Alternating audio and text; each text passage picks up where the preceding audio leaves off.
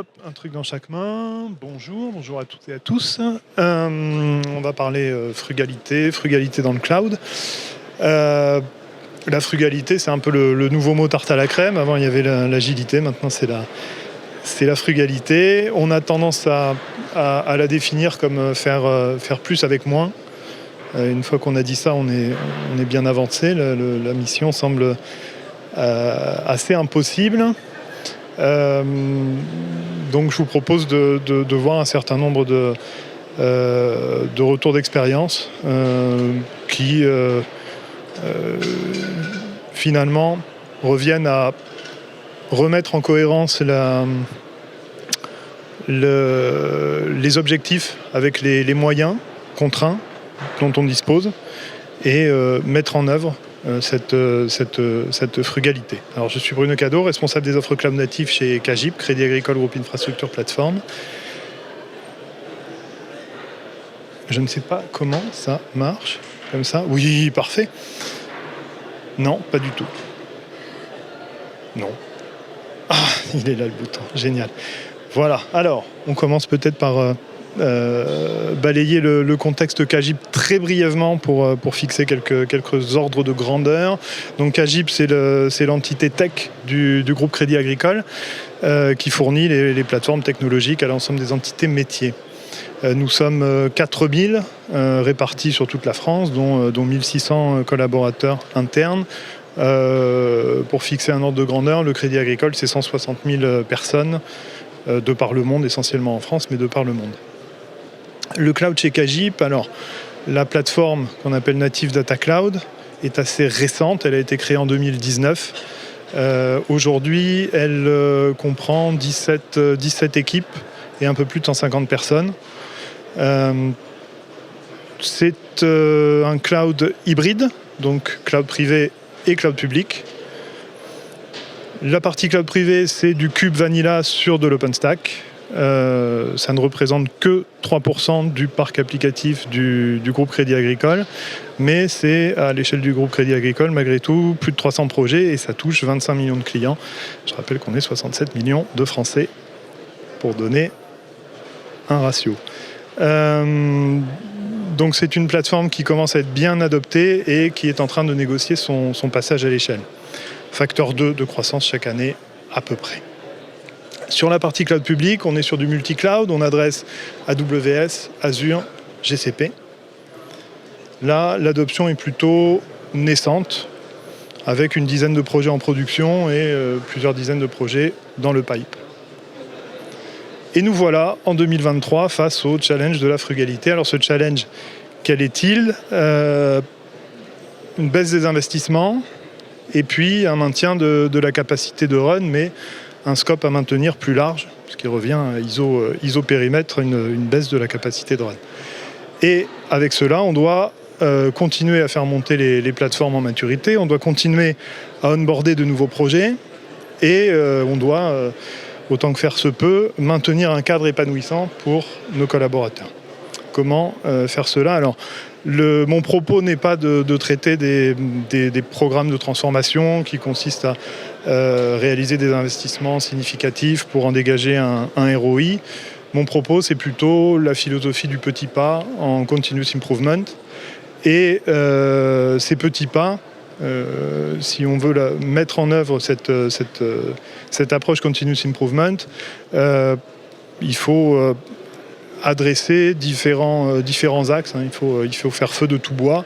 Alors je vous propose quelques axes en guise de retour d'expérience. Je vous propose de commencer top-down avec en premier lieu l'axe stratégique. Là, c'est finalement mettre l'argent là où il y en a le plus besoin. Donc on analyse le pipeline des projets, on analyse le patrimoine existant et puis en fonction de la criticité, en fonction des besoins, on voit là où on doit mettre les investissements et puis on voit là où on peut par exemple restreindre le support, là où on n'a pas forcément besoin de support 24/7. Voilà. Alors ça paraît bête en le disant comme ça, mais quand on fait réellement cet exercice, on arrive à réaliser des économies parfois significatives. Le deuxième axe, que j'ai appelé la roadmap produit, là, c'est finalement produire le juste effort au bon moment.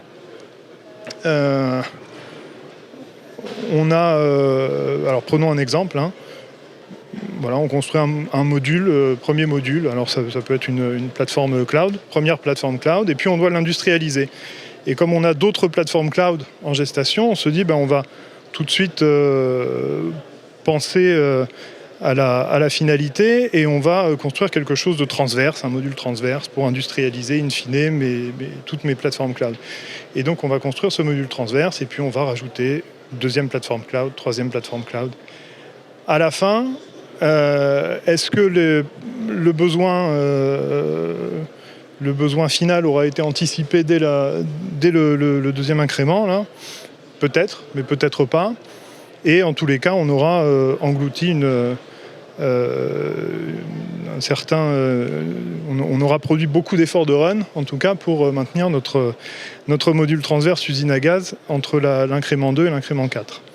Une autre stratégie pourrait consister à, je construis ma première plateforme, je mets une indus intégrée, modeste, puis je construis ma deuxième plateforme sur le même modèle, et quand j'ai construit ma troisième plateforme, je construis mon module transverse d'industrialisation. Voilà.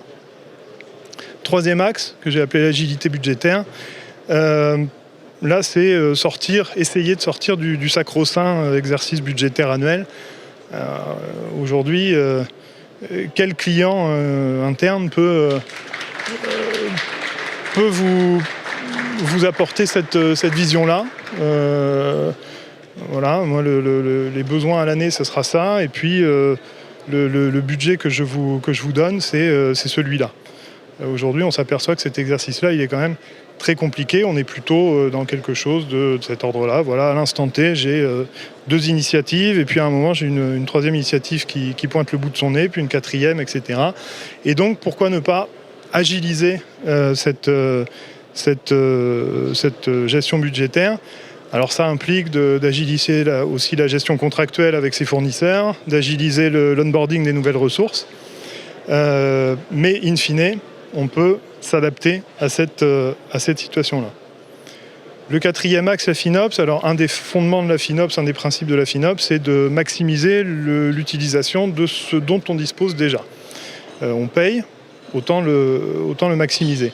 C'est valable sur le cloud public, c'est valable également sur le cloud privé.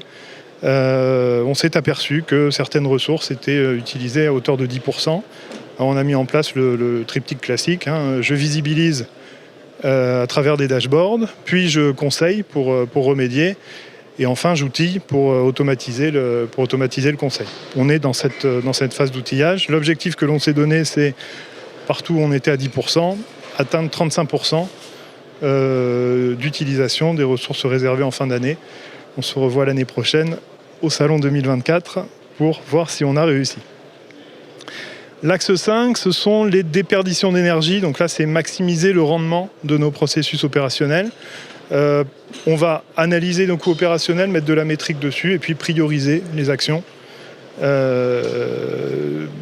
Celles qui nous feront gagner le plus pour le moins d'efforts. Par exemple, 80% des incidents que l'on avait sur un asset donné étaient dus à des erreurs de delivery. Donc on a simplement modifié notre process de delivery, ça nous coûte 0. Et avec cette simple modification du process de delivery, on atteint 0% d'incidents sur cet asset-là. Donc on arrête de dépenser de l'argent pour résoudre des incidents qui n'avaient pas lieu d'être. 70% des actes de run sur une plateforme donnée sont récurrents. Donc on a lancé une campagne d'automatisation. Sur chaque sprint, on alloue un certain nombre de story points à automatiser ces actes de run et progressivement, on va baisser notre charge de run. 30% des sollicitations de support sur une plateforme donnée sont des questions qui sont finalement indépendantes du contexte, qui sont des questions d'ordre général. Donc par un simple enrichissement de la documentation, on va pouvoir éviter de passer des demi-heures de call avec les uns et les autres pour répondre à des questions d'ordre général. Voilà, ce sont quelques exemples de cette analyse des coûts opérationnels. Le dernier axe, c'est le coût humain. Le turnover, ça coûte cher. Je l'ai encore constaté à mes dépens l'année dernière. Voilà, à titre d'exemple, sur une équipe donnée, le turnover m'a généré un surcoût de 25%. Alors c'est considérable. Et finalement, les gens partent parce qu'ils sont mécontents sur certains points. Il y a des irritants, les fameux pain points. Et ces pain points, on essaie de les adresser et puis ça prend du temps pour les adresser et pendant ce temps-là, les gens partent. On a essayé de prendre le problème à l'envers. Finalement, est-ce que on ne pourrait pas apporter du plaisir, remettre du plaisir au travail différemment, apporter quelque chose en plus plutôt que traiter ce qui ne va pas. Alors il faut quand même continuer à traiter ce qui ne va pas, mais est-ce qu'on ne peut pas apporter un élément supplémentaire qui viendrait remettre du plaisir au travail? À titre d'exemple, nous avons promu le développement personnel, donc en sacralisant une demi-journée par semaine, une demi-journée hebdomadaire de training, de développement personnel, afin de permettre à tout le monde de se donner ce temps de respiration, avoir le sentiment de reprendre le fil de sa carrière en main et de reprendre du plaisir au travail. En synthèse, donc je vous ai proposé un retour d'expérience sur différents axes. L'axe stratégique qui consiste à mettre l'argent là où il fait le plus sens. L'axe roadmap qui consiste à produire le juste effort au bon moment. L'axe d'agilité budgétaire qui consiste à réduire son horizon temporel budgétaire. L'axe FinOps pour maximiser l'utilisation de ce que l'on a, de ce que l'on paye. L'axe rendement qui consiste à améliorer l'efficacité de nos processus opérationnels. Et l'axe humain qui consiste à réduire le turnover en améliorant en maximisant le plaisir au travail. Finalement, ça contribue à réconcilier les objectifs avec les moyens qui sont davantage contraints et ça contribue à faire bien ce qui fait sens. Voilà, ce sera en conclusion ma définition de la frugalité heureuse. Merci à tous. Merci Bruno Cadot. Frugalité heureuse, merci beaucoup. C'est le mot qu'on retiendra pour cette conclusion. Merci infiniment Bruno.